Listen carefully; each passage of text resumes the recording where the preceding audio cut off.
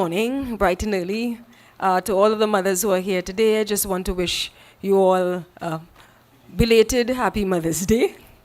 And my name is Joy Lange-Syriac. I'm the project manager for Skills for Global Services.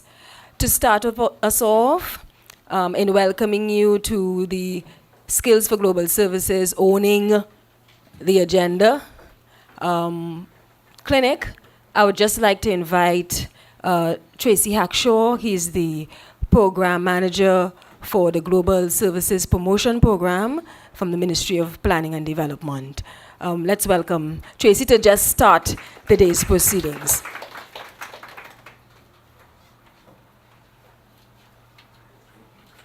Hi, thank you very much. It was the first time in a long time I've started without an anthem and OSHA statement and all these things. So that's good. So, welcome everyone. I'm not sure if I want to point any fingers at anyone, but just everybody, thanks for coming. I do want to recognize, however, one of our key stakeholders, who is the TTCSI, the chair of the TTCSI, who is here with us, but I guess in another capacity, but Ms. Angela Eloy. She's the chair of the TTCSI here with us today. Anybody else? And of course, my colleagues from the IDB, who you'll see more and more of. So we have Carolina, Eugenia, and Alejandra, as well as some of our staff members and consultants from the Ministry of Planning and Development. And we have Geoff, who you'll see a lot of later, and Rhea as well, so our consultants with the bank. So welcome everyone, and just quickly to summarize what we are here to do today. I think what we're trying to achieve is to bring some information to you, now that you have sent your letters of interest in, and try to answer some of your questions, but also try and help you guide where you would like to go in terms of your proposal writing and what we're trying to achieve with the Global Services Promotion Program and the Skills of Global Services project. From the standpoint of the Ministry of Planning and Development, the program, as I've said in several fora, is extremely critical to our National Diversification Trust or Transformation Trust, and we see this sector as critical to the development of the economy from here on in. And by this sector, I mean the ITeS sector, or digital services sector, information technology enabled services, or digital services sector. And you might hear more about that as you go on today.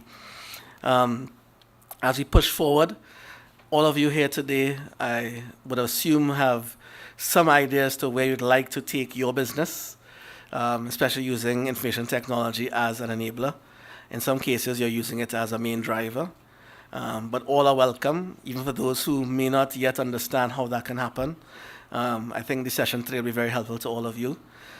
Please feel free to treat this as a very interactive, very engaging session. Meet each other, know what each other is doing. It's good, I think, for some of you all to see each other for the first time. Some people know each other, some people don't. So I think it's a very good opportunity to see all of you all in one room who may not know each other from this sector, to try and engage and understand what's happening. And let's take advantage, of course, of the expertise that we have from the Inter-American Development Bank, bringing that knowledge and that guidance to the fore today. But also we want to learn from you as well, because there are many, many experts in the room, in the sector and in the services sector. I'm seeing quite a number of faces. I don't just call everybody's name. I'm seeing a lot of faces who are very well known in the various industries that they might be in. So I don't want to take too long. So with that information, that introduction, I'm going to toss back to Joy. Will I or no? I'm tossing to whom, Joy? Carolina. So I'm going to toss to Carolina, who will give you, I guess, some insights to what's happening today and to what, how the bank is seeing it in terms of moving forward. And of course, feel free to check me as throughout the day. I'll be ducking out for a couple hours, but I'll be back after for any information you may want to have about the overall Global Services Promotion Program. Thanks much. And Carolina?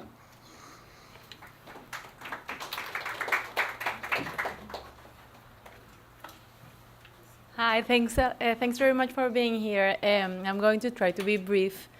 My name is Carolina Gonzalez, and I work at the Inter-American Development Bank. I work at the division that is in charge of labor markets. So one of our main topics in our agenda is to foster development in skills development in the workforce.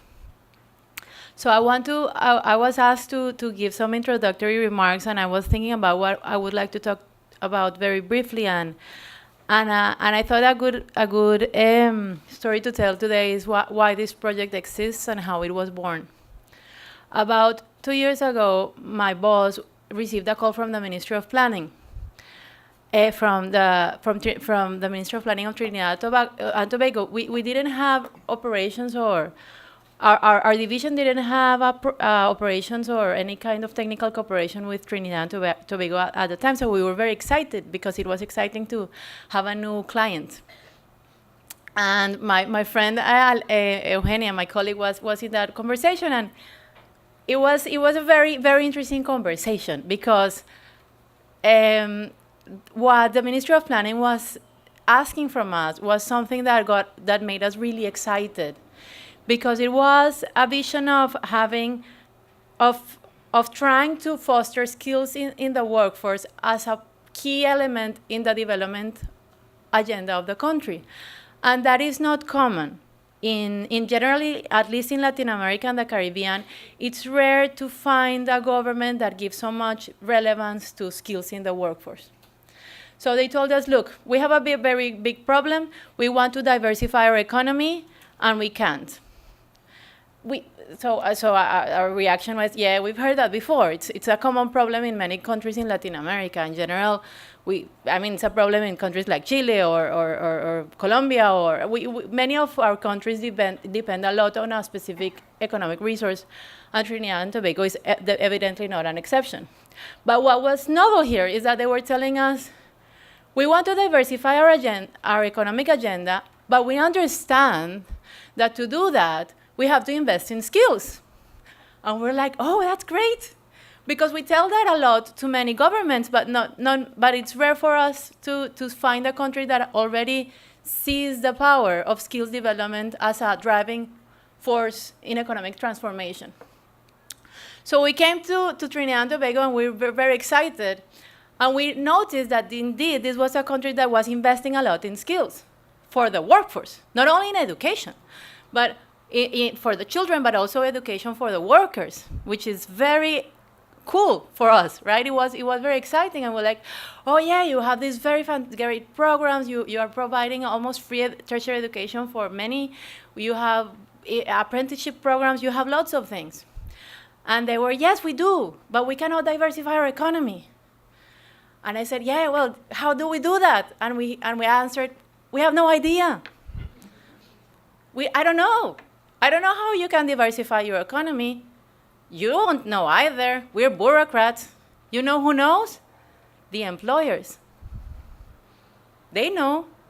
They know what you should do with how to invest skills to change the economy. They're the ones who know. So the IDB doesn't know a lot of things, but we're pretty good, I can say, at learning experiences from other countries. And what we know is that countries that are very good at investing in skills listen to their employers and to their business, to their businessmen. They know, they go and they ask to them directly, what are your skills needs? What training do you need? They understand that governments won't be able to tell how to invest in skills more effectively for economic transformation. That is all we know, okay? So we came with this idea, and I should tell that this was not something that we did on our own. We were very lucky to have the fantastic consultants like Alejandra, who comes from Chile and is an expert in skills development, and Geoff and Fieldsend and Rhea. We'll meet them in a minute. But they helped us design this project that was about inviting our employers to tell them what is it that we need to transform our economy.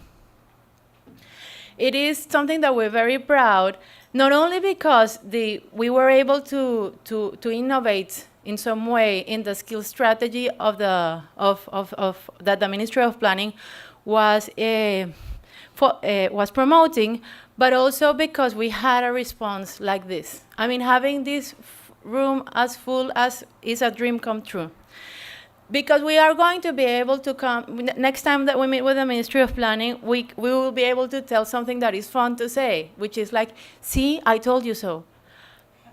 If you invite the business community, they will respond.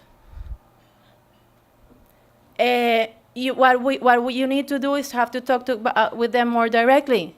You are already, I mean, this country already knows the importance that skills in the workforce has. But what we have to also acknowledge is the fact that we have to build greater ties between the private and the public sector in a concrete way, not only with events, but actually with true initiatives and new processes. So that's everything I have to say. There's one last thing that I want to mention, which is something way more personal. And this is like about my love relationship with Trinidad and Tobago. I'm from Colombia, right? And I've lived a lot I had the privilege to live many years in the United States. And before I came to Trinidad and Tobago, I had worked in Chile and in Peru, which are countries that are very similar to Colombia. So Trinidad and Tobago was a new adventure for me. And one of the things that made me fall in love with this country, aside from the fact that it's been very fun to work here, is the fact that when I came here, I was in awe. Because I came to the country that I knew very little about. And I was in shock, very positively in shock, when I discovered this very small island economy with 1.3 million people, where you could find a synagogue, a Hindu temple, and a church in the same block. And that happened without really, there was not a big deal about it. I mean, it was like you go to New York and everybody's super excited because how diverse they are. Here this happens as if it was the most natural thing in the world. So I was amazed at the diversity of its people, and at the diversity of its culture, and of its food, and of its ethnicity, and of its religion. And I thought that this challenge was so beautiful in some sort of paradoxical way. I don't know if paradoxical is a word. I'm making this up, but it was kind of a paradox because you have such a diverse pool of people, but you don't have a diverse economy. So I thought, well, it's pretty obvious that if the future of this country, which is the economic future of this country is in peril. It's really in peril. It is. I mean, if you listen to the fact that by 2030 the oil resources might be depleted, it's very, very, very scary. But the fact that you have such a diverse talent of in your diversity in your human resource is a true promise. It's a big promise, and that's why feel very privileged to be able to participate in a project that is betting for human capital in a country like as diverse as this one. So thanks for your enthusiasm. I'm pretty sure that we are going to be able to learn a lot from the talent that we were able to bring to you, and I'll be around in case you need anything. Thanks.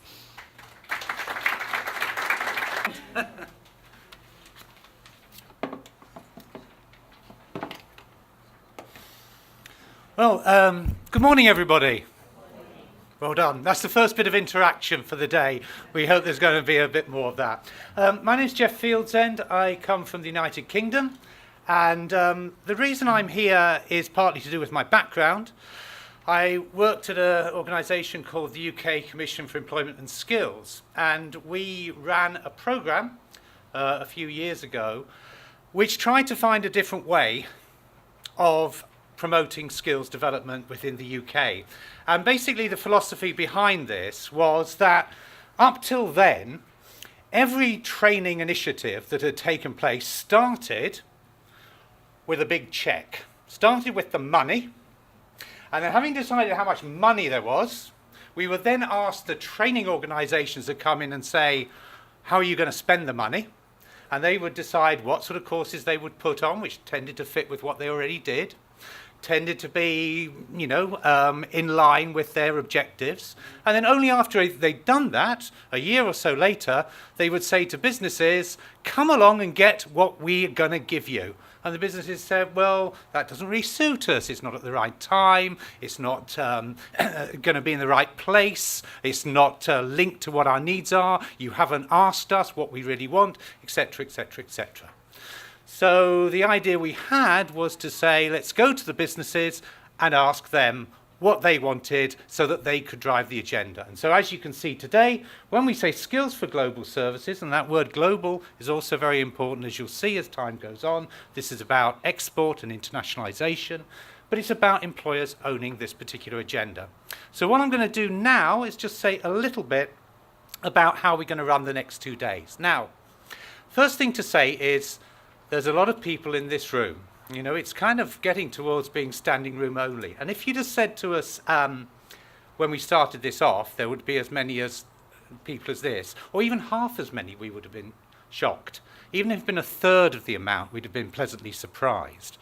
So we'd kind of thought, well, we'll call this a clinic, because we had this idea that there would be a few of you sitting around and we'd be asking you in to have a one-to-one chat and to talk through your issues and provide you with some support. And so we've been absolutely bowled over by a fantastic amount of interest and demand that there clearly is. Now that means for us, how do we maintain this philosophy of interaction with you? Because I don't know about you, but the idea of a clinic is you should be telling us what your challenges and opportunities are, what your symptoms are, in other words, and we should be coming to you saying, okay, this is the diagnosis, this is what you should do, here are the options for how you can treat those symptoms, if you like.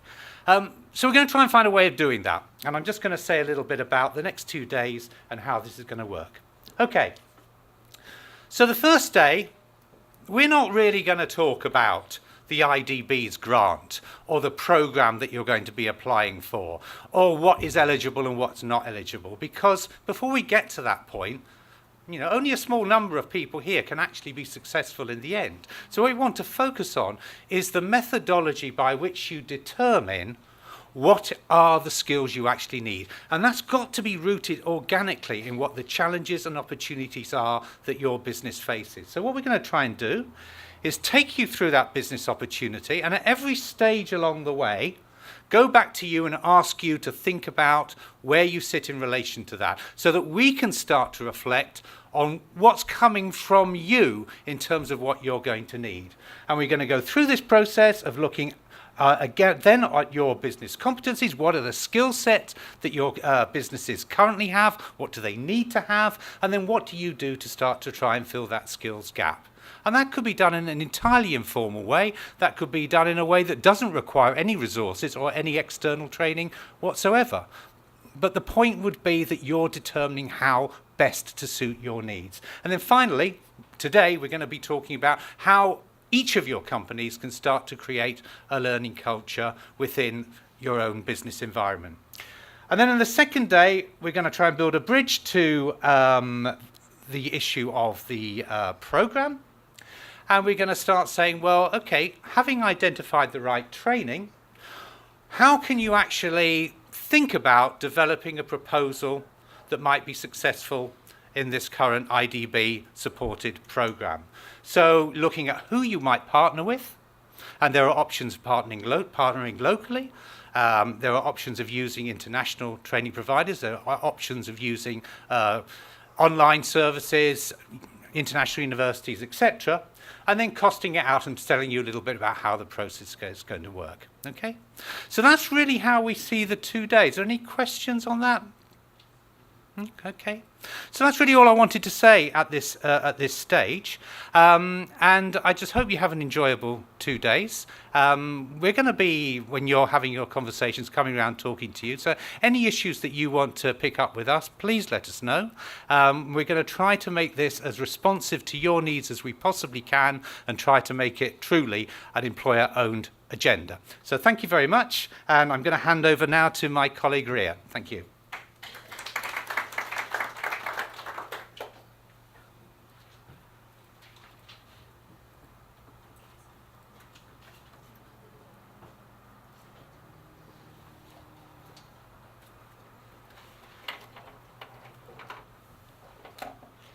Good morning, everyone.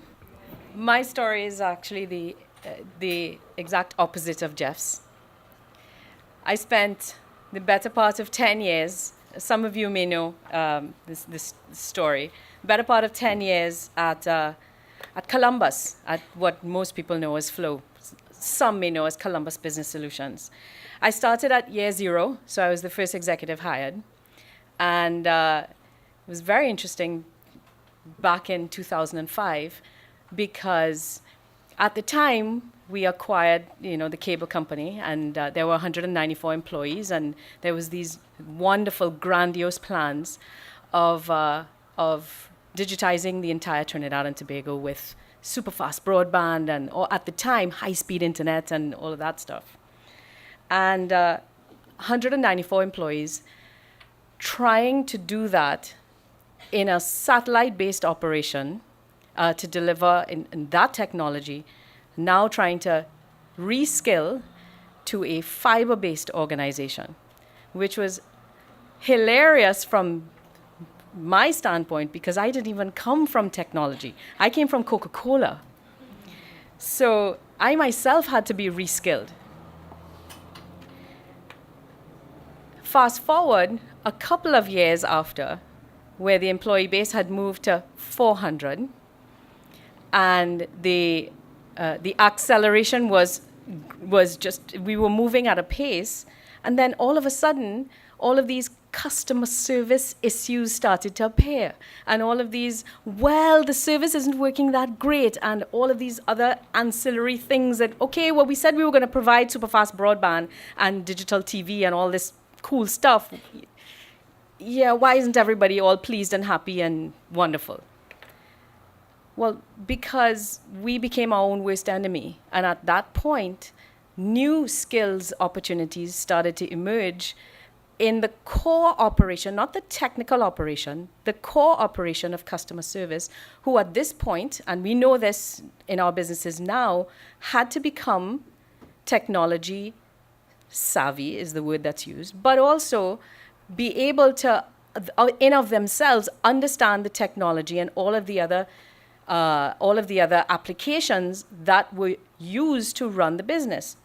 So all of a sudden, customer service, technical service, the van operator, technicians, all the way up to the director at the time of HR had to understand the technology.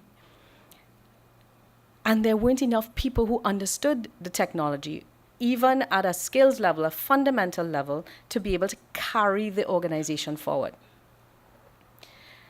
And so we went on an entire revamp exercise that culminated in our being able to position ourselves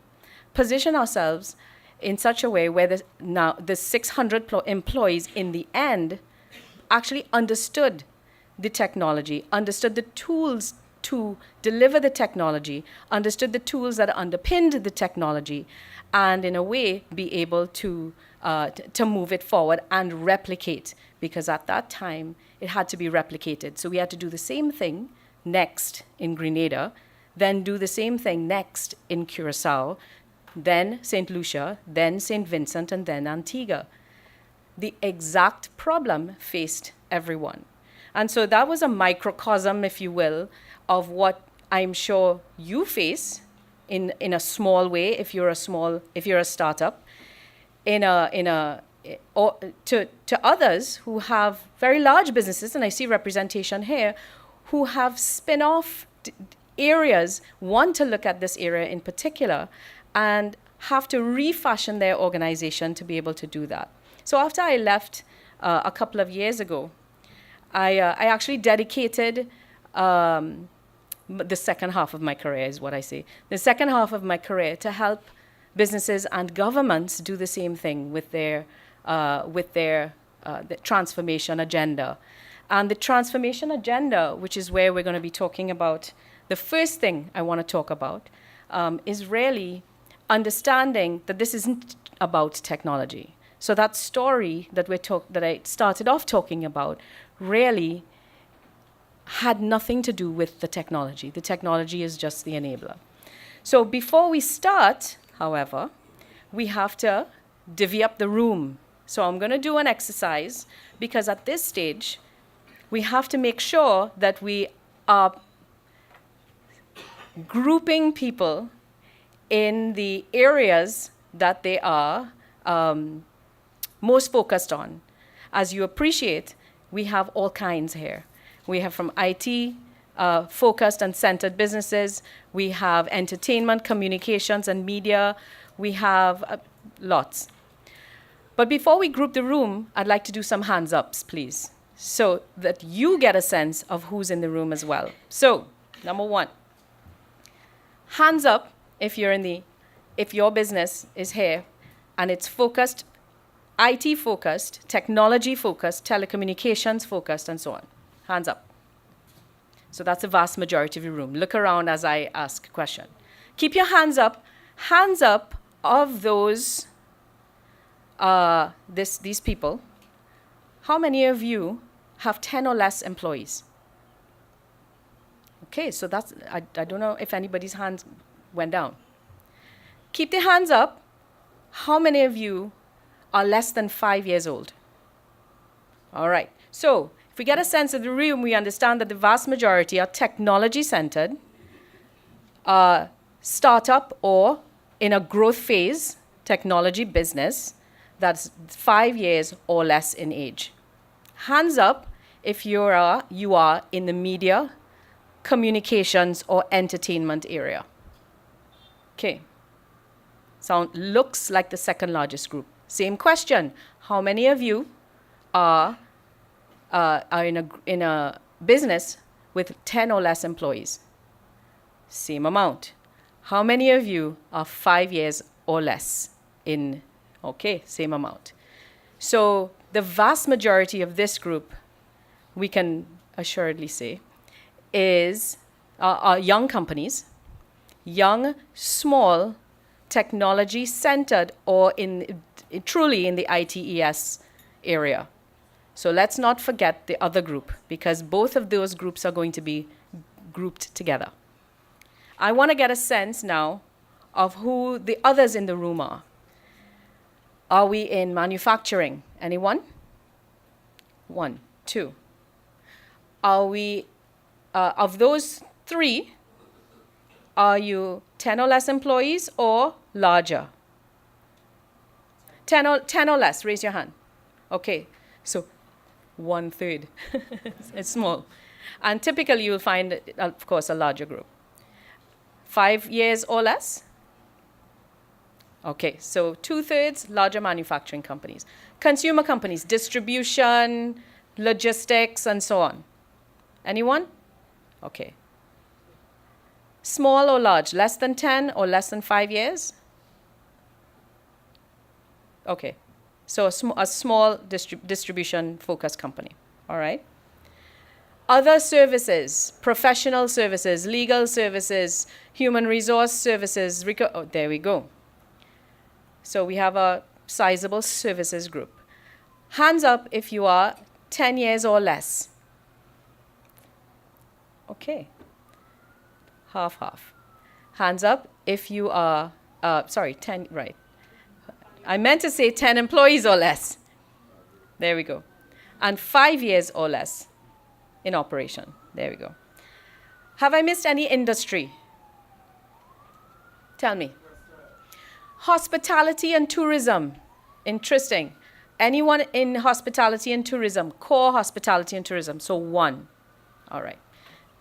So we're going to spend the next few minutes shifting around ourselves, I'm sorry to say. Anyone in core technology will be on the left side of the room as I face the room. Anyone in media and communications can take this first part here. I'd like professional services to be behind communications and media. And in the middle, our wonderful group of other services, other industries, consumer, manufacturing, distribution, and so on. Can we take the next few minutes to do that? Thank you.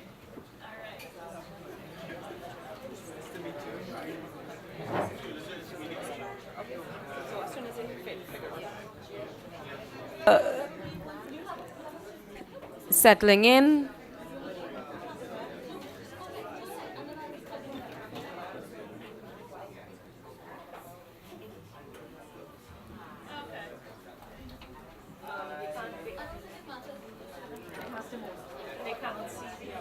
Okay. Okay, thank you very much. Before we proceed, we do have a great number of persons here in the room, so it would be most appropriate at this time that we invite Richard from Kapok Management and from the security department to just give us his safety briefing. Thank you. Hi, good morning once more. As you heard, my name is Richard James. I'm aligned with the security department of Kapok Hotel.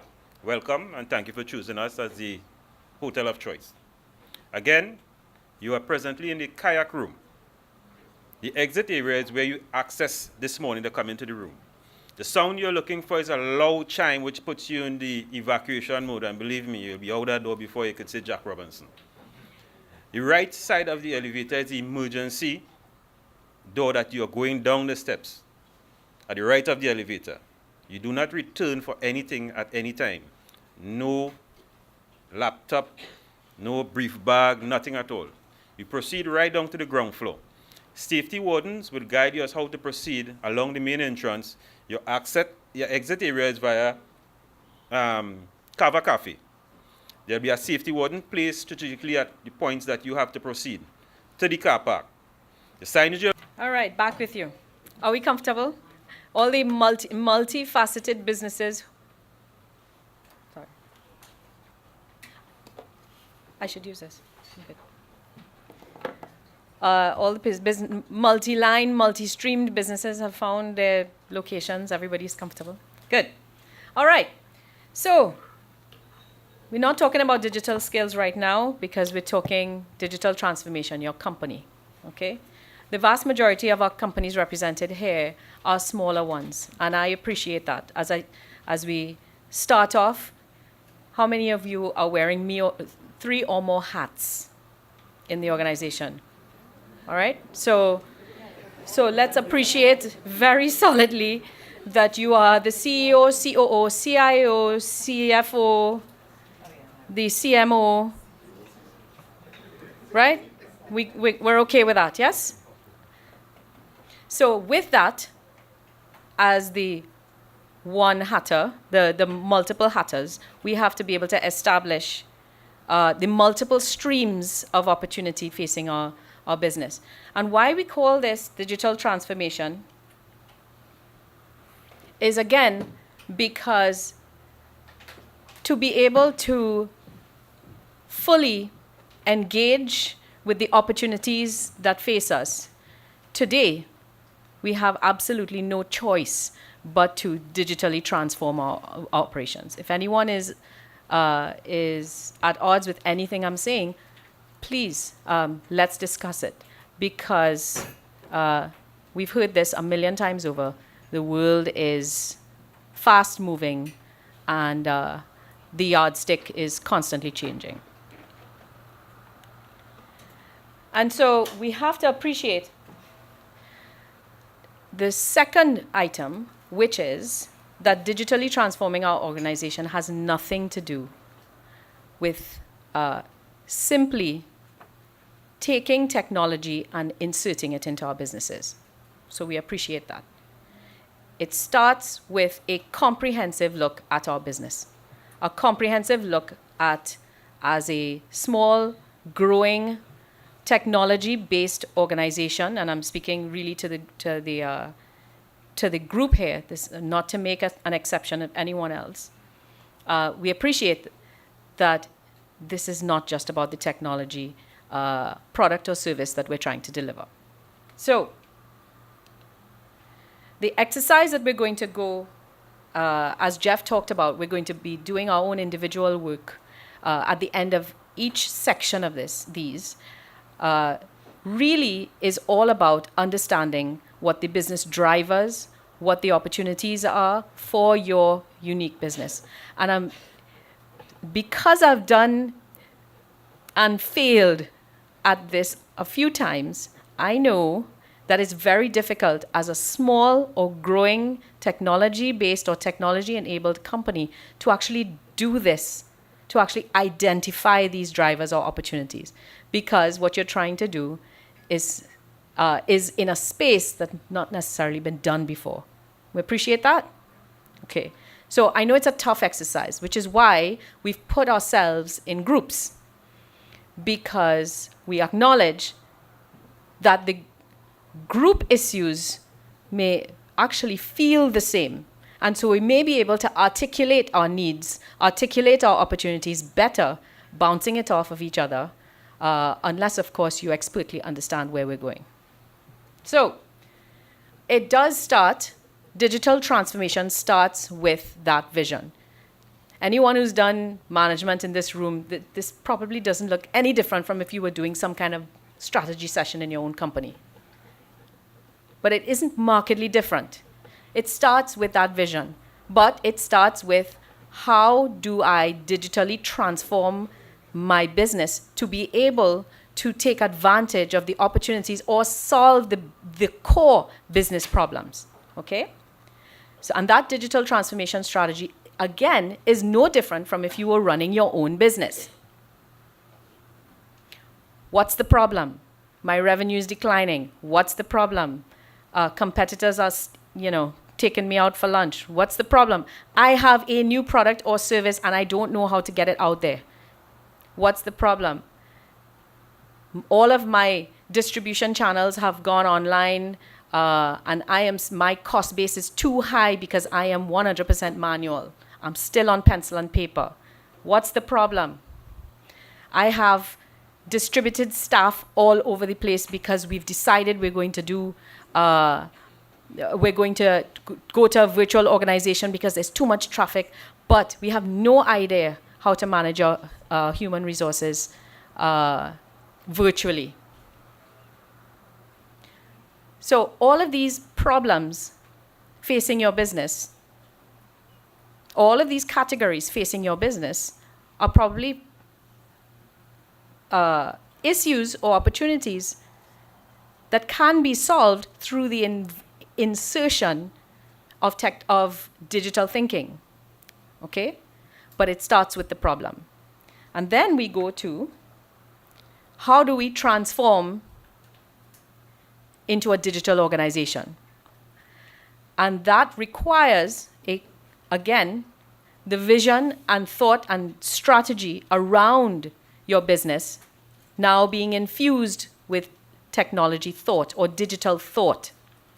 And then moving on to, which is the lowest layer, the technology. Because the technology itself really is the infrastructure fundamental layer. It could do anything. Fair enough? Any questions so far? All right. So, building a strategy. Hands up those who have begun to articulate a business strategy infused with digital transformation thinking. That is exceptional. Does anybody care to share where your thought process was in doing that? Without, giving away all your trade secrets.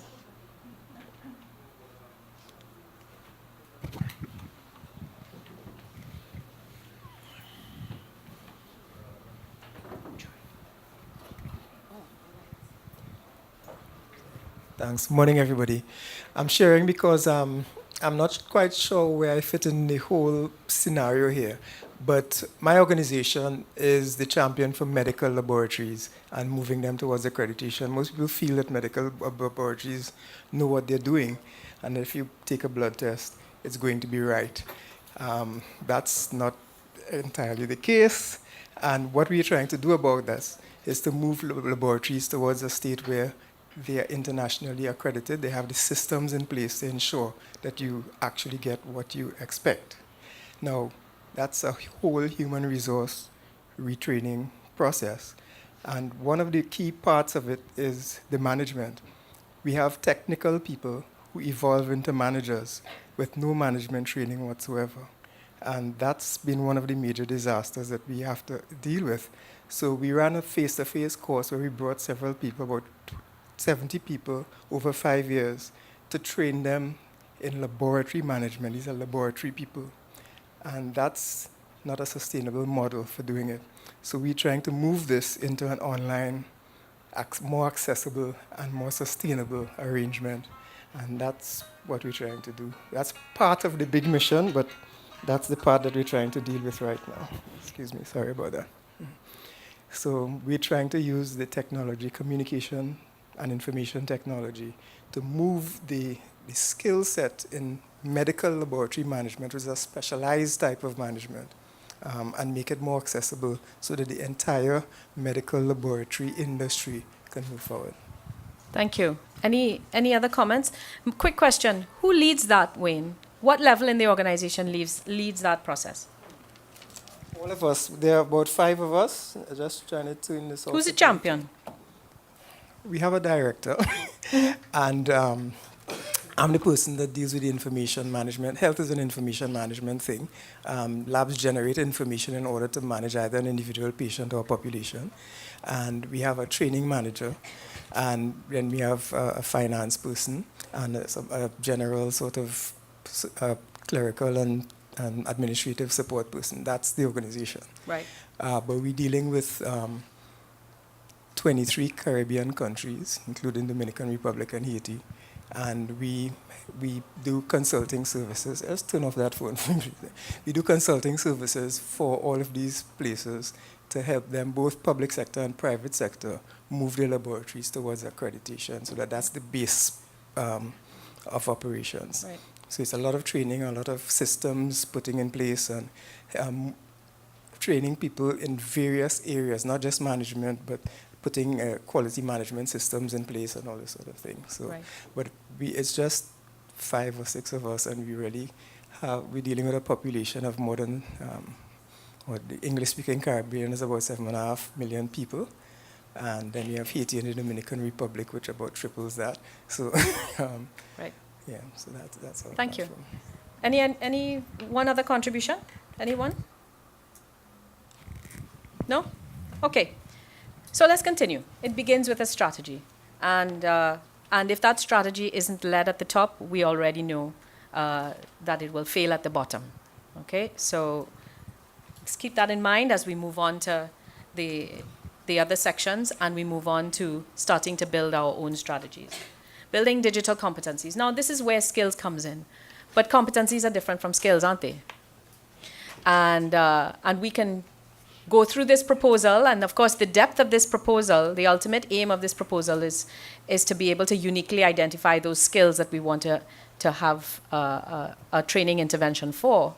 But your purpose is not necessarily in the organization to just identify skills. We're trying to build competencies in our organization, or else the longevity and the immersion of those skills will go nowhere. So building competencies, capabilities of the organization, of course, becomes fundamental to this. And that's in three different areas.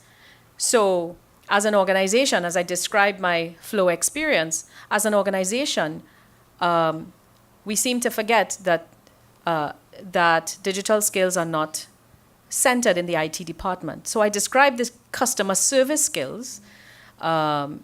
Customer service also has to be able to manipulate and use the various applications and now increasingly complex applications for the delivery of customer service. Drivers, warehouse people, it doesn't really matter. Then, you're going on to white-collar workers, and we're talking about administrative staff and so on. There are tools, applications. We all need to be digital literate. But beyond digital literacy, we have to be able to be digitally proficient. And as more technology gets immersed into your organization, and as more complex technology gets immersed into your organization, particularly the IT-centered companies, we have to be able to build the technical capabilities of those core technical staff, but be able to immerse that through the rest of the organization. Okay? The digital transformation process cannot begin in one shot. And we already know for those who have larger organizations where digital transformations need to start at some point somewhere, we already know that proof is in the stuff that we start and the stuff that we are playing around with that eventually emerges into proof of concepts. But in the same way, an IT company or a media company has to be able to, even though its core transform its own organization, they have to be able to identify pilots and be able to work on those pilots to then be able to show proof of concept. And so what I'm asking you to do as we move on into the exercise is to be able to identify those types of initiatives, concepts, issues, and exercises that you can do in your own organization to be able, in a prioritized fashion, to be able to demonstrate proof of value of that digital transformation effort. Fostering a digital culture, which is, we will talk about that throughout. And we talked about it a little bit. Unless it is widely accepted that innovative thinking or the use of technology can continuously transform our businesses, a digital culture would not exist. And so what we will be doing is playing around with technology or playing around with our businesses, and we will fail. And so fostering a digital culture, which is a long-term effort, we appreciate that. And if we look at it in our own countries, we appreciate that fostering a digital culture in Trinidad and Tobago has been a long road, and we are not finished, but we are slowly getting there.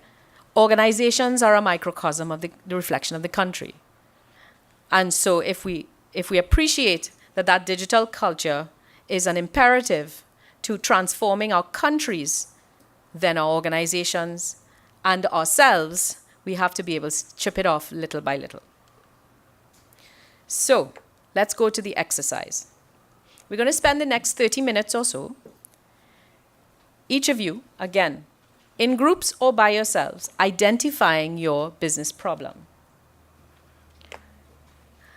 I put as leads the categories that I had up in an earlier slide, just to tease you on some of the business problem categories that you may face. But what I'd like you to do is to spend the time thinking about what the issues actually are in your own business.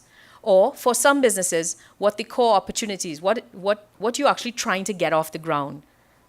What areas of efficiencies. Think deep, because you wear many hats. So think deep into your organization and think about where you can have most improvements, or where you can mitigate risk, where you can stave off competitors, where you have greenfield opportunities to be able to take new revenue channels forward. Think about it very intimately. The room is divided, and we are all here to touch around, to just float around. If you want to discuss some of those opportunities or issues and fine-tune them, please feel free. But we're going to spend now the next 30 minutes or so working on that uniquely for your own business. Any questions so far? Any reflections, comments? Let's talk about it. Yep. Mm-hmm.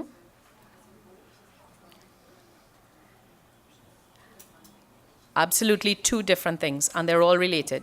Now, what defines one versus the next? The question is, they're problems or opportunities, they're two uniquely different. Absolutely. What defines one or the other is the perspective you need to have in your organization. Right. Okay? So it becomes a problem if you have risks facing you immediately. It becomes an opportunity if you have other mitigating, if you have other things in play and you can take advantage of something. All right, fair enough? Yeah. Go back to the other slide. Any other questions or comments? Yep. Just a perspective, I think every problem is an opportunity, because if you solve it, you have changed something very important. I absolutely agree. And for the purpose of this exercise, what we're trying to get at is a scope of what hurts or what helps. So unfortunately, we're going to have to say something is an opportunity, something is a problem.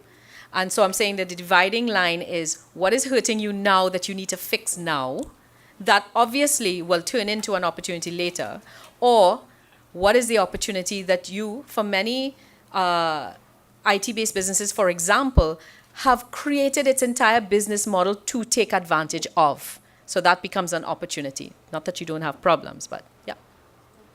Good morning. Sorry. Good morning. Lara Quentrell-Thomas, Regency Recruitment and Resources Limited. So just so I'm clear, we're just identifying the problem and not solutions to it? That's correct. Okay. We're identifying problems and opportunities. I want you to think about what those actually are. And of course, be as granular as you can be. You may actually have done this exercise on your own, but to be able to arrive at the next phases of the process, and you know what the ultimate outcome of this is. This isn't just, this is a wonderful opportunity for you to do some business planning in your organization, but we have an outcome, and the outcome is to be able to match, go through the line of opportunities and problems, match it through the competencies that are required for your business, identify what that means in terms of skills, identify the missing skills in your organization to be able to match back to a proposal that you're trying to send to the IDB. And one of the core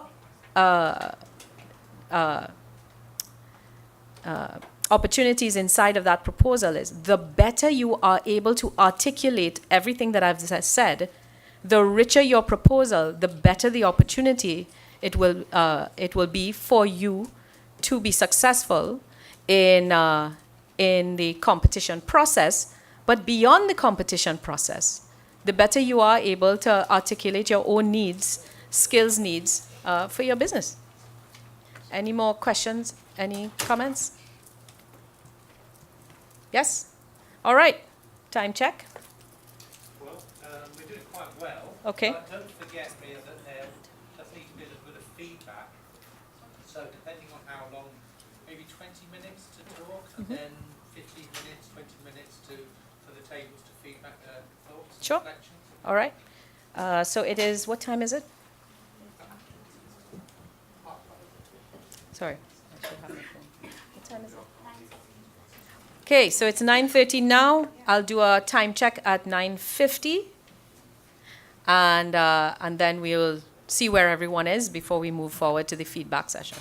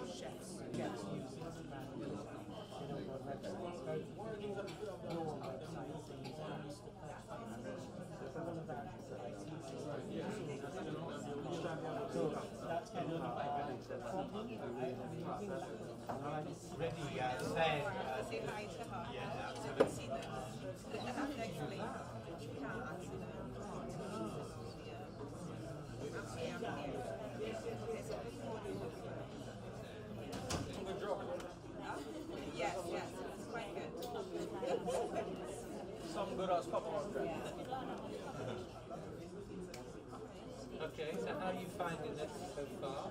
Just to try to put it in context, as Rhea was saying, basically in terms of this whole program, the first step with business as a whole, and not just simply saying, there's a check on the apply for you. So that's why we're going through this kind of step at the moment. Like, I find, and of course, I'm trying to speak for my business because it's sort of, I can deeply identify with what I do on a everyday basis. Yeah. And I figure because I'm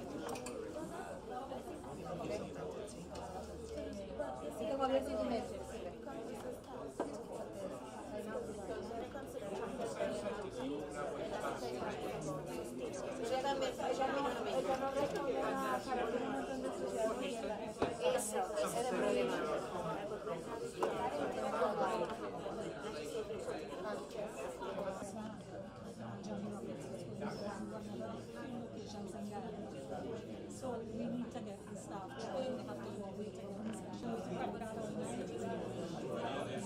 Set it up in America. They don't want to do it in the Caribbean because they find the market is so small. We have the opportunity to use this chemicals that in place. We have targeted a company for the right company that's selling software not even we all have identified. We all talking to the businesses. Just like an I think we've done that. Now, just problems. It's just problem. No money. So, Ryan was sharing. So what we've done, we've created a system whereby the mobile application and admin portal as well that basically helps the oil and gas industry and other industries get efficiencies that they need. It's more collaborative, right? Trucks and trailers. So the problems that I'm having, and as I said, I'm living here, we started development down here and we realized that I want to be able to be in a position where these guys are trained, local guys, so I can reduce my costs, right? But also export their talent to the same development company. You understand? So that's essentially the need from it, just HR skill.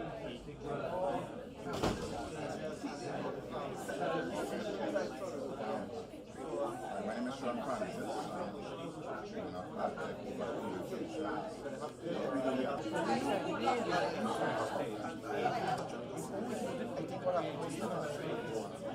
Because it's not kind of I can now do it's about correcting wrong.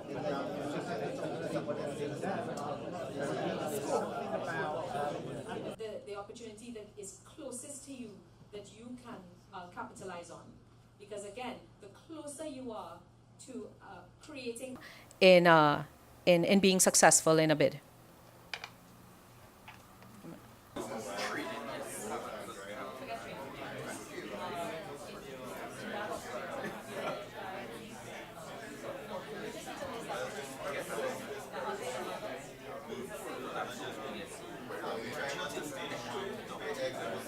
Problems. Who are you coming? What do you mean I make you all from afar? All right, who wants to go first? You know I will volunteer people. Volunteer you. I will. Good morning again. So, actually, I have to confess, and some of us on the table, I didn't come here with the expectation that I would be solving a problem for my own business. Rather, I wanted to offer my services as part of this program as a training provider. So perhaps I misread the form or the ad in the newspaper, but anywho, I do have a problem. Well, we all have the problem of our government, but that's not what we're here to solve today, right? So the problem that I have a mobile workforce. I have 200 odd employees who work around the country, and they can work a day, 5 days of the week. You could be in 5 different companies. And the challenge we have is timesheet management, online timesheet management. There are tools, of course, it's not a unique problem. There are tools available from the United States that charge you $9 per user per transaction. So the cost is prohibitive for us. It can't be a fixed solution because the workers are not in the same location every day. So we're looking for an online solution, but also that employers trust, because they have to affix their signature to timesheets to confirm that the workers have done the work that they claim. So we actually had a really good discussion, and I may even have a solution, so I may not even need the IDB money. But but what we are talking about is that this is not perhaps a problem that I face alone, because many companies now, not even only recruitment agencies, have mobile, agile workforce that we need to be able to monitor. We talked about GPS tracking, which is a bit scary, but we have people who literally do go all over the country for work. So that's our problem and our opportunity, because if we can develop a local solution, we even talked about it possibly rolling it out throughout the region, Latin America, Central America as well, because many organizations do have mobile workforces, and how do you track them, their hours and so on, without costing a fortune? Okay, so that's a unique problem in the area of products and services or new channels. So that's one section. Anyone else wants to contribute?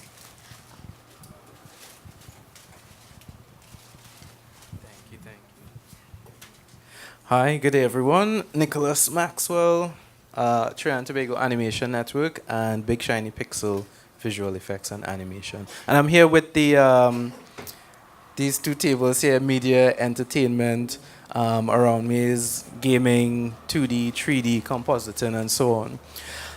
So of course, I came here today with a very open mind because animation in particular is so diverse. I mean, let alone gaming, 2D, 3D, and the iterations can get pretty deep.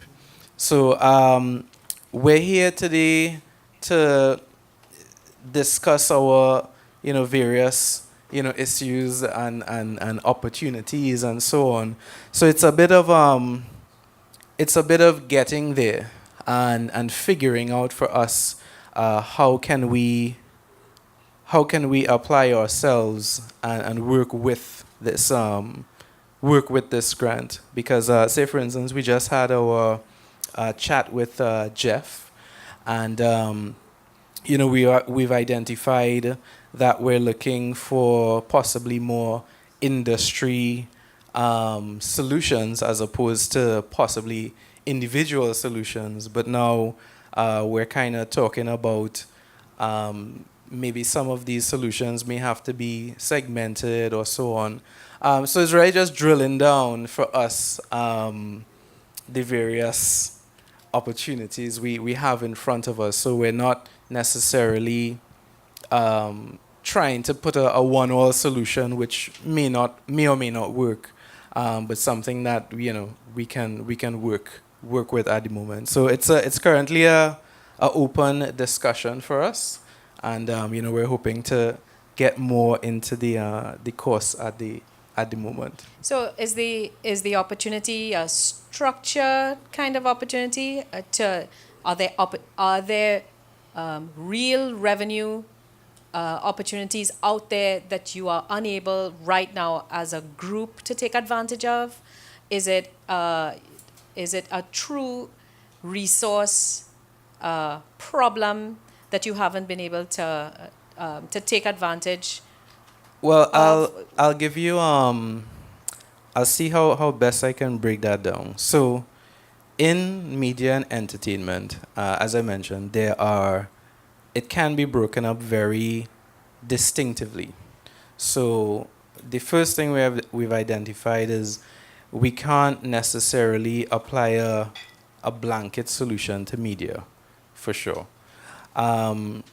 The other thing is, which I figure if I had to pick one unifying possibility, would be the need to get and start having business with international companies. So that's one thing we can identify on. The ways to do that, though, tend to be very different. One of the challenges for us now, because our industry it is pretty young. So we're between generating new skills, new talent, getting the bodies to fill those positions, and then, of course, integrate ourselves with various international pipelines and services and meeting particular needs. So for us, it's going to be, a bit of sifting to see what's the best opportunity between us all. Got it. Thank you very much. It's interesting the perspectives of new and young companies, and it's good that you're articulating it that way, because it is very difficult to articulate. So sharing it out loud and allows you to refine it as well. Any others? Yes. Naran Bihari, Proteus Technologies. We've been in existence for 8 years in this present form. Technically, we rebranded ourselves in 2009, but we have been operating for about 18 years. Started off as a small computer builder, and we expanded out into services. Our big challenge really is human capacity. Most of our clientele now we service outside the country. So we're operating right now in Suriname, Guyana, a few of the Caribbean islands. We even have a branch office that we started in West Africa. We are looking to expand it to 2 more countries in Africa. And our problem is twofold. We build products for those markets on the high end in terms of renewable energy, IT, tech support, because a lot of these countries, they don't have the expertise available, and they cannot afford to go to the UK and so on to pay for said expertise. So we come in as a very reasonably priced mid-tier supplier. The problem is finding in the local pool talent that matches our requirements. So this might actually be a very good program for us to either take people straight out of university and enhance their skills, right, as well as potentially retraining people. But a good bit of our problem is culture. When you tell someone, okay, we're going to pay you 5,000 US or 6,000 US basic salary to go West Africa, company covers all your expenses, housing, accommodation, and so on. People just look at you and go, and the opportunities for us, we actually hit a human capacity bottleneck, so to speak, because we actually have to turn down projects because we do not have capacity to meet those requirements. Okay, so your core is in the true area of resources, and I wouldn't even say secondary, of internationalization or positioning yourself for export markets and so on. Correct. Okay. Anyone else?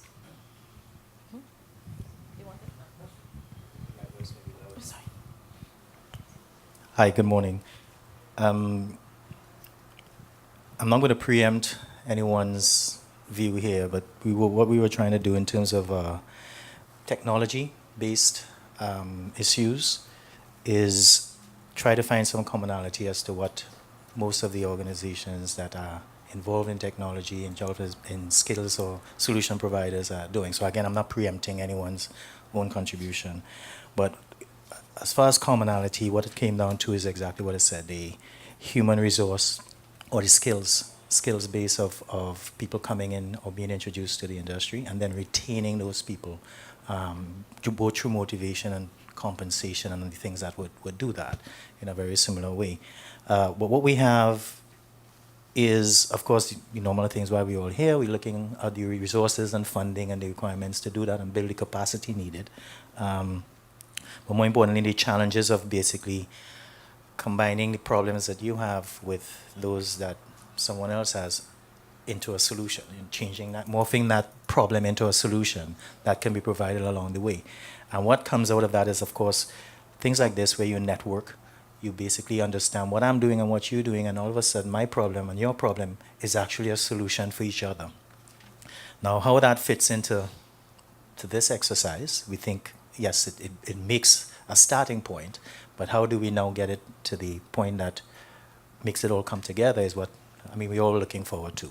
So again, in terms of if we were to prioritize the information that we were able to share, those of us who were able to, at the highest point on that list comes the skills, the development of skills, both of internal, meaning staff that already exist, and to people who can be brought into the realm of technology and skills based, because we are dealing with a workforce that we say is kind of obviously dwindling. But then, in my view, and this is more personal, we have a huge workforce that is untapped. Those that may have fallen out of the school system, those that may not be in the university, those that may not have gone through IT even in school. But when you start to work with them, and that's what we do, and as I said, this is a little bit more personal, when we start to work with people who have fallen out of those systems and start to leverage what technology has done over the years to make it possible for them to become productive, for them to be taken to a level where they can now gladly, because of where they're coming from, they will take your offer to go to South Africa. There's a bit.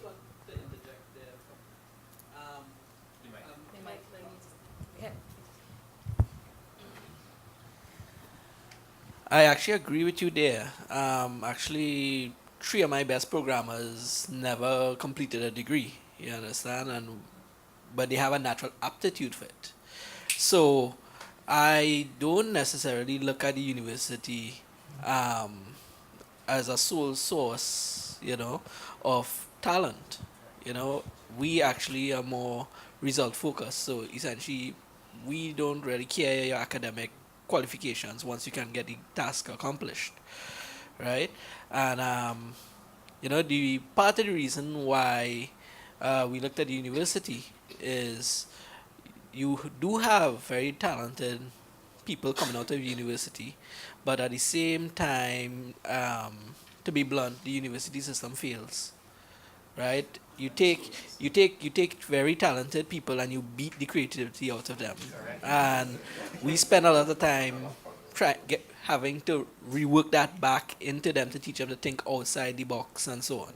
So, that's why I suggested, seeing that one of the requirements is that you have to be partnered with an accredited organization, that this could act as a rider now to try and correct. Okay, so there are a couple of things here. We are going to go into more detail on the skills gaps assessments and the opportunities fulfilling that, and we can discuss to our heart's delight the options that are available because it's broad. But I want to go back to one of the first points that you said, and that you guys weren't grouped by chance. All right, this is a real opportunity as well to form coalitions beyond networking, to form networks and to form coalitions. And so the idea that you are facing the same problem as someone else on your table is not new. But we never get an opportunity to congregate like this to be able to identify those commonalities. That's an important statement. And if we transfer that to the proposals that will be due, I want you to think deeply about not just about your own problems, but as you have quickly identified that others are in the same boat, what are the kinds of alliances and partnerships beyond just the proposal that you can form to further your own business or pursue the business opportunities you've identified? Joint proposals are on the table. Coalitions are on the table. They are encouraged deeply, right? Go ahead. Okay, so I just want to say I'm the head of department of the University of Trinidad and Tobago, and I disagree with you. To an extent. I agree to an extent. That's traditionally what happens. But I just want to proudly say that on my left is a past student of the University of Trinidad and Tobago animation department, and in front of me is a past student of the University of Trinidad and Tobago, and his focus is on gaming and her focus is on animation. So I think that says a lot. It really just depends on how we approach our training institutions. Sometimes it takes one person to do it, but I think if you have success stories, it helps to change the mindset of the traditional education system, and we just have an opportunity now to change some people's minds. That's all. I actually teach at the University of the West Indies. The University of Trinidad and Tobago, in my opinion, was created to bridge the gap that the University of the West Indies was not meeting. I don't disagree with you at all. I'm saying that cautiously because I'm a member of staff of the university. I teach in the medical school. But yes, the university has not moved into the information age, and we still training people for an industrial age that no longer exists, and getting that animal of a training institution to shift its thinking and focus is not very easy. So let's take a pause on talking institutions and the value of them, and let's get back to business problems and opportunities, because again, the next segment we can continue to talk about that. Any other contributions? Another table, perhaps? How are we looking with time? We have about 10 minutes or so. Any others? Contributions? Problem? We haven't heard from this table. Okay.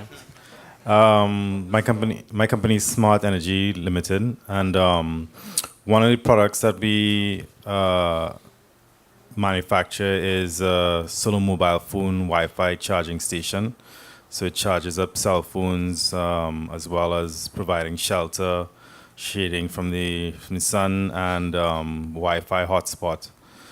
And our biggest problem is just finding markets for where this can be installed, and partnerships with companies like maybe Flow or Digicel or TSTT to install these charging stations around the country and maybe outside of Trinidad as well.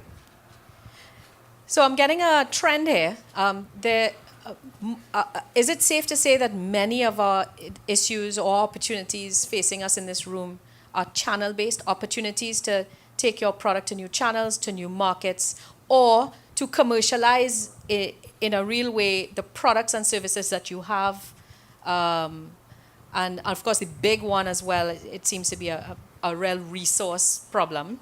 Are we in that line? Is there anyone who is suffering threats and competitive pressures, being disrupted completely because their business is still manual and there needs to be some level of digitization or to improve productivity or cost efficiencies in their own business? Anybody in that line? No? Okay. Over here. Oh, sorry. I didn't see you there. Good day. I'm Roel. I work with Global Learning Technologies. We're into EdTech. And as we discussed around the table here, generally it fell within the area of HR. I think it was mentioned before. The two challenges we saw, however, was that in addition to trying to find the right skill set, and you have to go global to find this skill set, then you have to manage the skill set, because oftentimes it's people from a number of different areas. Right now we're dealing with some people in Romania and the UK at the same time. In addition to that is the cost factor, because you spoke earlier about prototyping. To do prototyping here, I mean, you're going to be off your runway in a very short time. All right? It's just too costly. So that's another issue. Even if you can find the skill set here, we've been talking to engineers in Mexico, 10,000 US, you lock down an computer engineer for a year. All right? We've been talking to some people in Chad and Senegal, 300 US for a week for 2 weeks, you understand? So in addition to finding the skill, there's the cost of the skill. So inevitably you go outside, but then there's a challenge to manage that type of relationship. Okay, which is something Laura was talking about from a different standpoint. So with internationalization of timesheet management and so on. Just to add a quick point, because I'm obviously in recruitment, is one of the challenges as well. We've had experience recruiting, outside of Trinidad and Tobago for a number of clients, is the legitimacy of their credit qualifications, because you can literally go online and buy a Harvard MBA, right, and download the certificate. So the validation of credentials and of global, it's fine locally, but once you go outside, it's really hard to do and expensive as well before you even hire them. Right, and that's one of the key topics that Geoff is going to be dealing with a little bit later. Okay, hello, good morning. My name is Alicia Charles, and in this capacity, I'm representing the Social Justice Foundation. And we were an organization founded about 8 years ago on training youth in video production skills. And so now we are undergoing a total, we see the opportunity to digitally transform. We have extra revenue that we can teach people online, the YouTube channels, etc. And also too, the video files are very large, so we must have more optimum ways of doing our data usage, etc. Thank you. So this is a efficiency and opportunity here.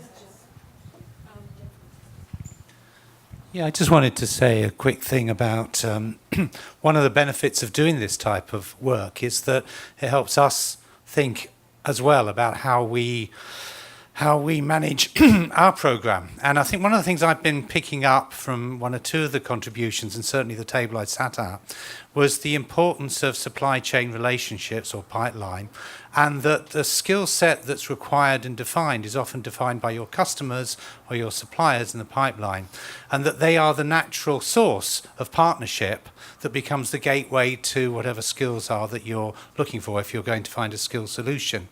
And I think it's one of the things that we perhaps haven't factored in as explicitly as we might need to do, and I'm looking at team for the IDB here, and Carolina in particular, that I think this kind of business-to-business relationship in terms of an exporting organisation is really critically important, and that we're going to need to find, I think, some kind of acknowledgement that those proposals, ultimately, when we get to that stage, need to think about that type of relationship, not just simply a relationship between a business or a cluster of businesses in Trinidad and the training supplier, but also with businesses outside as well. And I'm just picking up that from a number of different contributions, and I think it's something that we might need to factor in. May I just add to that? Perhaps through the IDB, it's all well and good for us to identify opportunities, whether it's labour or supply chain or even new customers outside of Trinidad and Tobago. But we are constantly blocked by government bureaucracy in this country, whether it's work permits. So if you wanted to bring in a Mexican engineer for 6 months, it takes 6 months to even get the work permit process, if you get one at all. We have a client here that was here from Italy recently, trying to get his daughter a driving license. The poor girl, virtually left the island in tears. I mean, there's so much bureaucracy that hampers us trying to build our businesses, look for talent development, bring talent in for projects and so on. So part of your conversation, I hope, as the IDB, maybe you have better luck than we do, through the Ministry of Planning and Development, is what can they do to speak to other ministries to remove some of these hurdles that we face at the private sector, it makes it almost impossible or unbearable for us to bring talent in. I mean, I'm speaking from the HR point of view. We have clients that work permits. A year later, the guy can't get his work permit. So how are you supposed to then diversify your economy if you don't have the talent locally and the government prevents you from bringing it in? Thank you. Go ahead. Yes. I'm going to step in for a minute just to clarify, and I'm very excited that there is so much enthusiasm. The topic that we're going to talk about today is skills. As you know, we are trying, the exercise that Rhea is leading, which I think is very interesting, is based on the template of the proposals that you are going to have to write. And the way that this was designed, with the help of Joy and Kim, that you're gonna hopefully by the end of these sessions to get to know many of the team members that are the face of this project here, was to help businesses identify their skills needs based on the of the business driver that they had. So the way the proposal is designed is you tell us your problem for your business and how can a skills development strategy help you solve that problem. But of course, some problems are not about skills. As she was pointing out a while ago, there are other kinds of restrictions to business growth that are not about skills. They may be about red tape, they may be about bureaucracy, they may be about taxes, they may be about many issues. This project is part of a larger initiative that's called the Global Services Promotion Program that is also aiming at other kinds of changes and it's also supported by an IDB loan. So Tracy Hackshaw, whom you met a while ago, is leading a broader project that is also looking at regulation changes. And I'm happy to say that to you because I know that that skills are not the only issue that is restricting business growth. Of course, we understand that, but it's an important one. Okay. So this is the project that we're going to talk about. It has about skills need. And as it was pointed out, and what I got from the table is that not necessarily the solution comes from changing the curricula of a university. Sometimes universities are not the kind of curriculum and training that universities provide is not exactly what we need. There are other options. There are other ways to develop skills that are not necessarily professional degrees. And we know that. This is why, as you will learn at the end of these sessions, you're going to see that we try to do a very flexible project. So the skill solutions that are going to be presented in your proposals are the ones that you need, and they are as flexible as it can be. As long as there is some sort of, that there is quality assurance and accreditation, it doesn't have to be a skill solution that has to be even local. You can also partner with international providers if you find out that the best providers are not in Trinidad, okay?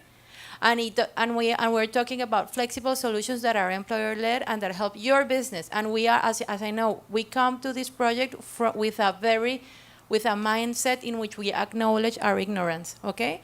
So we understand that we don't know what's best for your business, maybe partnering with UTT, but maybe not. Fine, okay? You know better than us. We're just bureaucrats that are trying to enable a better relationship between the government, the business community, and the training providers in Trinidad and around the world, okay? So right now, what Rhea is trying to do is trying to walk you through the proposal. And the first part of the proposal is about telling us your general problems so that we can identify which of those problems can be solved through a skills training solution, okay? Hi, Lasana Murray, Quang Technologies. I just wanted to backpedal to something you mentioned about the course. You said it was web-based training that you do? Mobile, okay. And you mentioned that, it's cheaper to, probably use the online resources, reach out to the skills abroad and that kind of thing. Well, what I want to mention, because one of my problems is actually that locally, we have a kind of situation where, because other people tend to not understand the work and effort that goes in to actually making technology, especially software, making it maintainable, sustainable, reliable, that kind of thing, you find that they don't understand sometimes the cost attached. They don't appreciate the value. So indeed, they would look abroad because it's cheaper. But the thing is about that, while sometimes it may work out, sometimes as well, what happens is, like in any business, if you don't have a control over what your business is, so if your business is technology, and you don't have like a core understanding, you don't have somebody in your team or your business doesn't actually own that, you find as soon as your business starts to grow, you want to look into new markets and that kind of thing. You can't do that because those same people online, for instance, that you may go to, they may say, well, okay, that was just for like this, which is a basic something, but what you're talking about is more involved, is going to require more work, because they may actually just utilize some tool or framework that already exists to meet initial needs. But as you grow, it's going to become more expensive, because I've come across people where, you talk about like 10,000 US, but I've come across people who've been quoted prices of like 60,000 Canadian when they wanted to, improve their website and have more features. So one of the things that the problems that I think a lot of people in software engineering locally have is like that people just generally don't understand what goes into technology, and by that a lot of businesses don't appreciate the work effort. So the value that we attach, they often think is like, this person crazy. But like for me personally, like so far since I've started on my own, most of my work has actually been coming in after people who have done a mess because the business wanted to go cheap, and I'm here to try and help them clean up. And then another thing as well I want to mention is in terms of the training as well, while that can help those who really serious about the feel and that kind of thing, because of the image technology has about it's a money maker and that kind of thing, you find that also there's also a thinning out due to all these different certifications and degrees that would, as well as was mentioned earlier, people will attach more value to that because of the university or whatnot. But the people who probably learned this stuff on their own or took a different route, they would probably be a lot more valuable in terms of what they could bring to the table. So, like, just in terms of training, whether it's from a recognized institutions or not being flexible, I think, like, it also itself creates a barrier eventually that I'm really not too sure how that could even be managed, because you can't tell every individual person whether or not, they're really in it to grow the industry, grow a business, or they're just in it for quick money and they just want basically a badge and a stamp. So it's a tricky thing.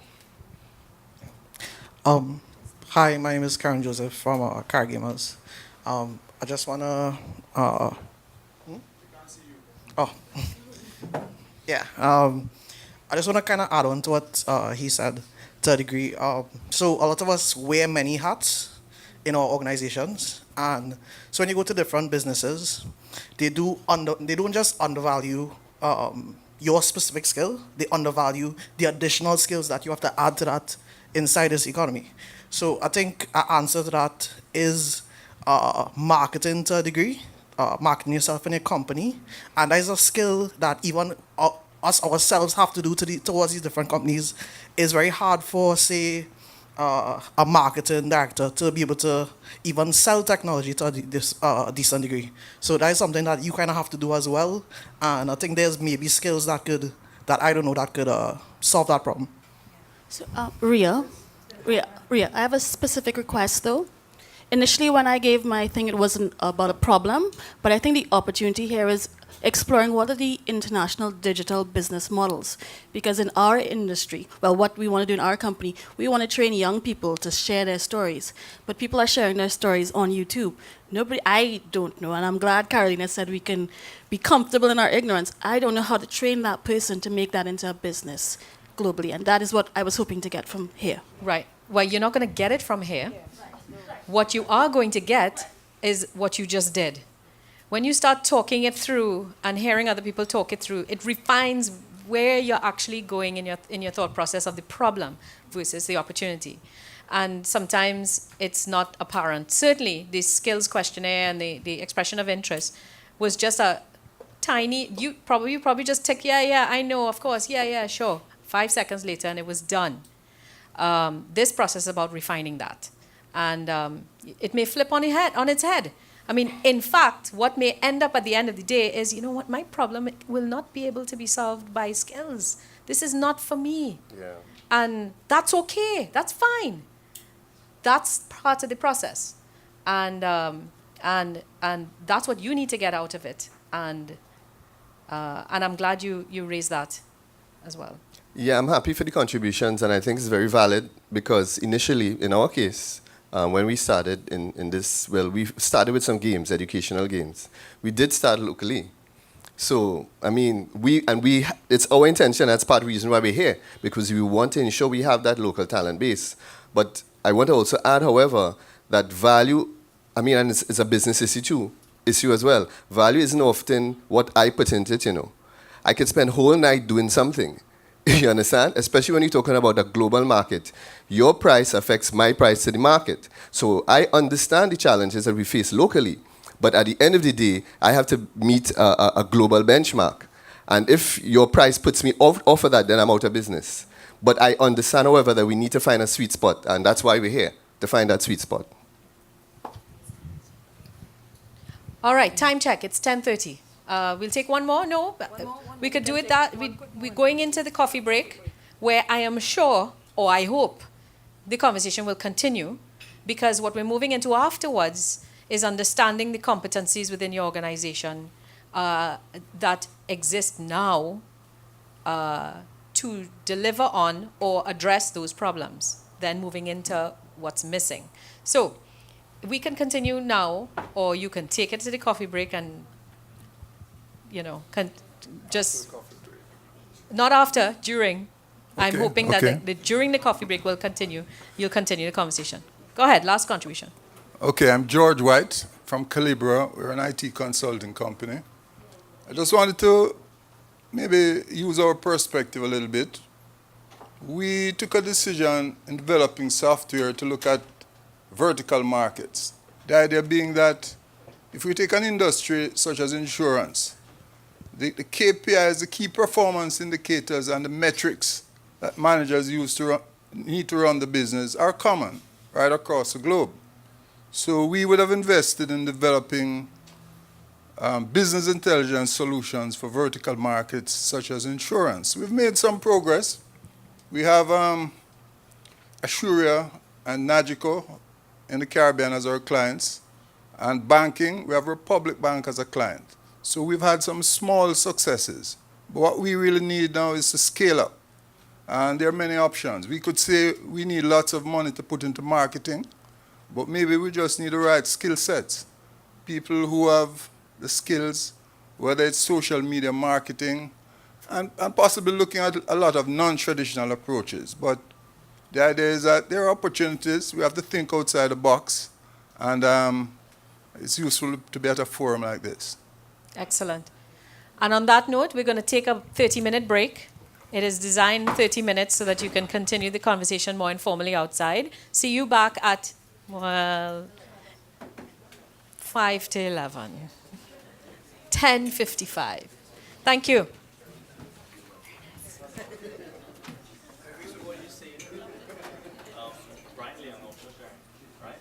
Oh. Thank you. All right, everyone. I hope you had a good break. I hope you were able to distill a little bit better some of the opportunities you have in your own organizations. Clearly, that means that people are still finishing their conversations since no one is hearing me. Maybe I should start singing, doing a little jig on the table. Not a soul. Not a meeting. Oh, great. All right, are we okay? Ready to start back? Excellent. A couple important observations I made, even as I looked at everyone during the break. One, there's a twofold thing going on here. As the industries are so new, and some of your businesses are so new, there seems to be a real interest in collaborating, not just for your own business, but collaborating to grow on behalf of an industry.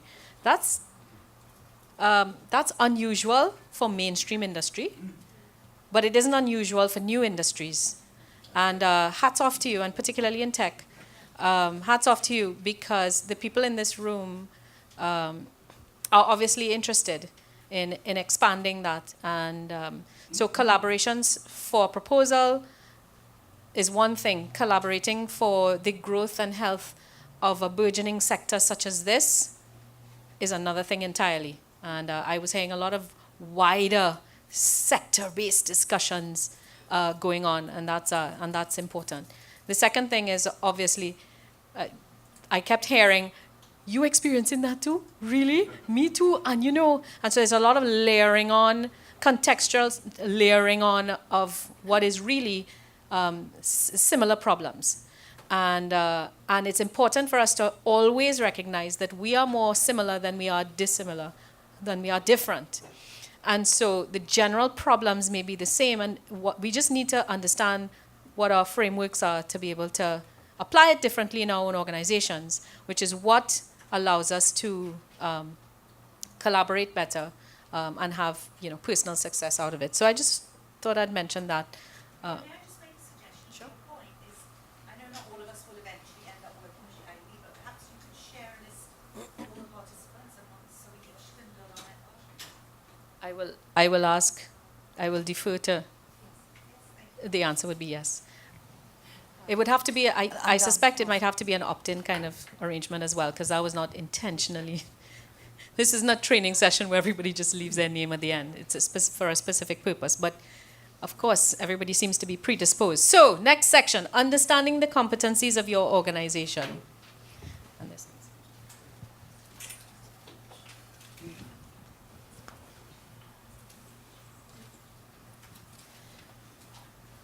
Right. Brand new, long definition, but all-encompassing. Because if we don't understand our competencies, we cannot understand our skills. So,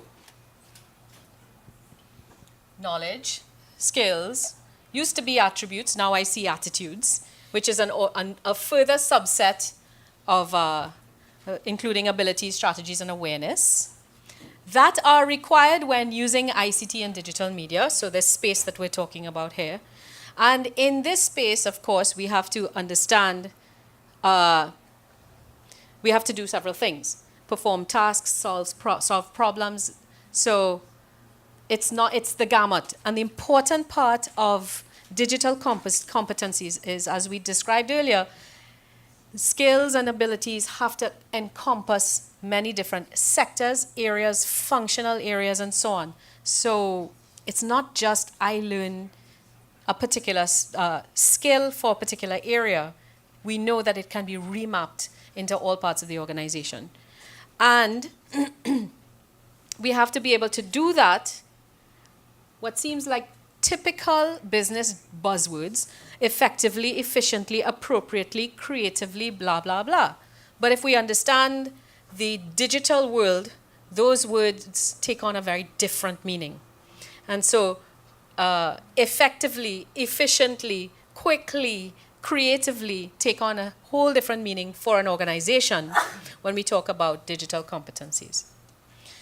And so what we're trying to do in a simplified version really is, when we think about the competencies in our organization, and we're going to go to that next, we're thinking about what aspects of the learning domains are we really talking about.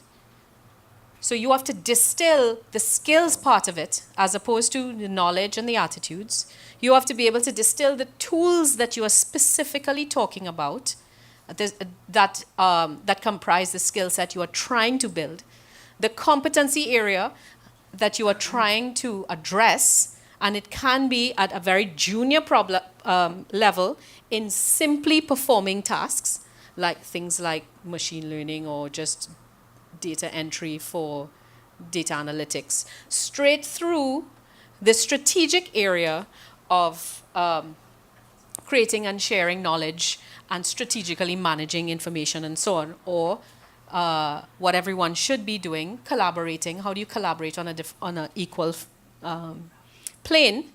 And then, of course, the modes. What do you really need these employees or these skills to have as an output? Do you want them to just, do those skills need to have a right or wrong answer? Is it yes, no? Is it input? Must it be correct simply? Or does it need to be, is there a creative component? Are you trying to automate? Are you trying to, as we go up the scale, do those skills need to be put into a strategic role? And one skill can run the gamut from an operational level all the way up top. And we know this instinctively for other parts of the business. When you start to think of your business priorities, what I would like you to do is think of the skills that exist in your organization along the gamut. Think operational to strategic, so that you begin to start looking at what the gaps really are. Fair enough? So building digital competencies starts with a gap analysis, a skills gap analysis, which again, you probably heard of in a HR department, you probably were part of. There are many consultants in here who have actually done them. But what you have to do now, because this is an employer-led proposal, is now take on the hat of looking at your organization, looking at comparing the existing skills that you have, all right, against the business priorities that you have articulated, okay?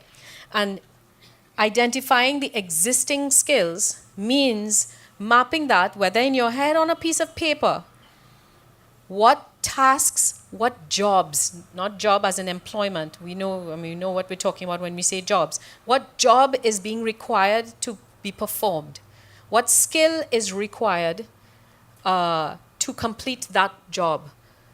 And what priority or what business problem is it ultimately feeding into to perform, to achieve? And what level, therefore, are we talking about? Is it an operational level? Is it a management level? Is it a strategic level? Is it a business-to-business communication or skills level? Is it a business to, consumers? Is it employees? Who are we talking about? So it starts to get a little harder. But again, the better able we are to articulate this, the better able we are to identify uniquely what the skill is that you are trying to achieve, or enhance or improve or acquire, and then the better able we are to articulate this proposal ultimately, but of course beyond that, articulate the needs of your own business. So we're moving on to the assessment of existing skills in your organization, which is why I was asking you to list out your business problems and priorities in a specific way. The skills in focus, as per the proposal or the project, but as Carolina said, they're not necessarily limited to these specific skills, okay? We have technical skills, we have, I'll call it technology enabled skills, technology driving skills. We can talk about life skills like management type competencies that are required to be included in the delivery of a technology-centered organization, for example. There are the types of skills, participatory skills, skills in being able to collaborate, skills that in a virtual organization. People talked about distributed workforces and so on. There are skills that that are required for internationalization, so export-driven skills or industrial sector-based skills. So while these are the skills in focus, of course, they can't be exhaustive. And I want you to look at each one of these as really categories in of themselves, because each one is different. And so these are the kinds of skills that we're focusing on. And the exercise, as I said, is for you to do a digital skills inventory of your current organization mapped to your problem and opportunity that you have identified. Okay? And then, only then, please don't do it before, you're going to prioritize, because of course you can't do everything. You can take 1 and 2 and go home afterwards and say, I've just done a strategic session and did my business planning for the next 5 years. But for this purpose, for this proposal, you're going to be focusing on the prioritized needs that you've extracted from 1 and 2 so that we can move on to the next level. Questions?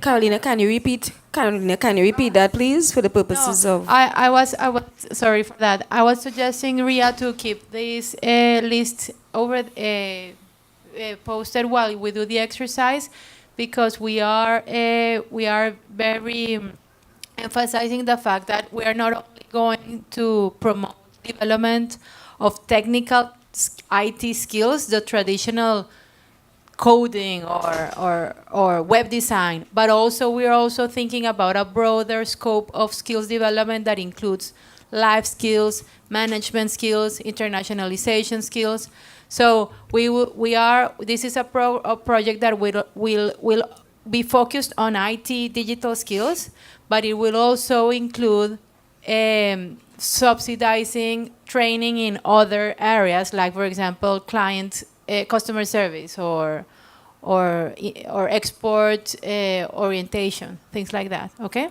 And while you do that exercise, feel free, again, this exercise is an internal one, it's an individual one to begin. But again, as we saw with the first group, as you begin to prioritize that, or rather discuss it, distill it in your own mind, discussing it becomes an opportunity for you to identify linkages, lines of similarity, and opportunities for consolidation or collaboration.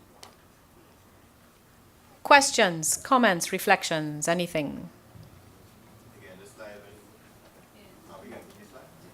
I will leave up the slide. Yes, and also very importantly, a lot of this information is posted on the webpage. Okay, so the webpage will also list what are the criteria of the proposal in a very detailed manner, and including the type of skills that there's a list of skills that will be funded. Okay, so I encourage you to study it too. Yes, and apparently these presentations will also be on the website after the clinic to help you in your proposal generation. Okay, so time check, 30 minutes. I will do a time check again in 20 minutes, but be as deep as you can, within, of course, within reason, and do some good searching. Good luck. Would you like this slide up?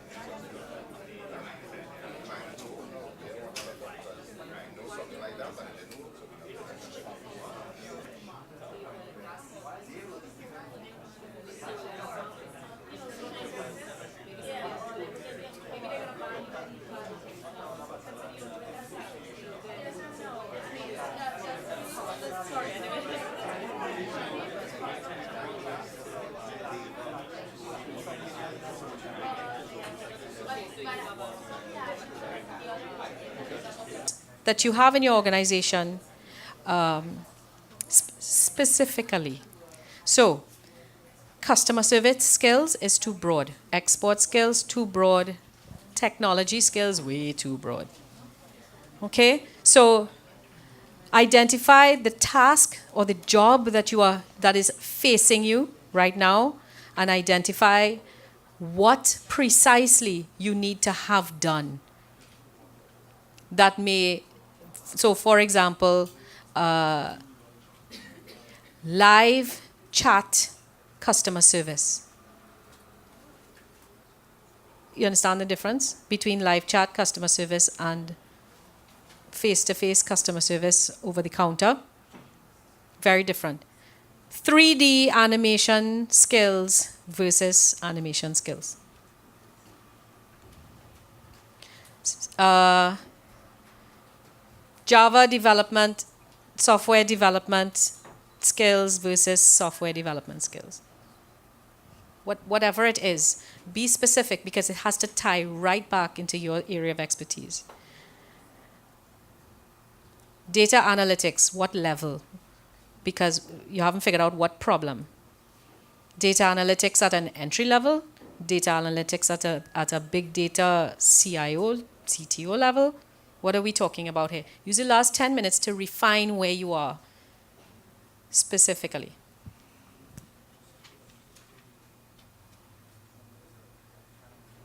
Areas, testing, everybody. Attention, please.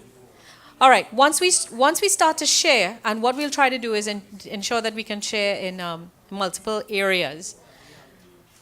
Those who are not sharing, the message might actually help you refine a little bit better as well, okay? Because I'll go through the refining process while each person is sharing. So, who wants to be the guinea pig to start sharing? Again, you don't need to go into the story or the problem. Identify what the problem is in general terms or the business priority, but then really focus on what you believe what the skills are that exist in your organization right now. And then the next section talks about identifying the gaps. When we focus on identifying the gaps, we're getting hotter into the requirements of the proposal. Okay, because that's what we're trying to ultimately fill here now.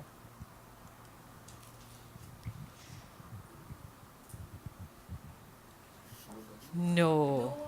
Everyone's shy.